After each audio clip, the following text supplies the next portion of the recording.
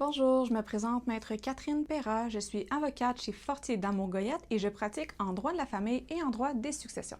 Donc aujourd'hui, je vais vous parler d'une clause résolutoire ou suspensive qui peuvent figurer dans un testament.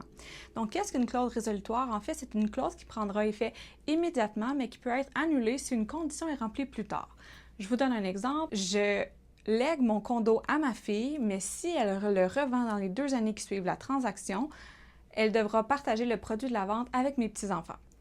Une clause suspensive, ce que c'est que ça prendra effet seulement si la condition survient plus tard.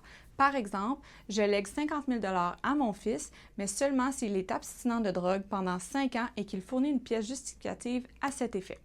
Donc, c'est important de savoir par contre que ces clauses-là doivent être claires, possibles à réaliser, respecter l'ordre public et doivent pouvoir être vérifiées.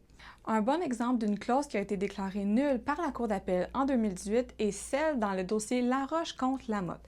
En fait, le défunt avait assouvi le versement d'une pension alimentaire à sa conjointe survivante à une condition à l'effet qu'elle ne pouvait pas se refaire de nouveau conjoint. Donc, ça a été déclaré contraire à l'ordre public et à ses droits fondamentaux de refaire sa vie après le décès de son conjoint.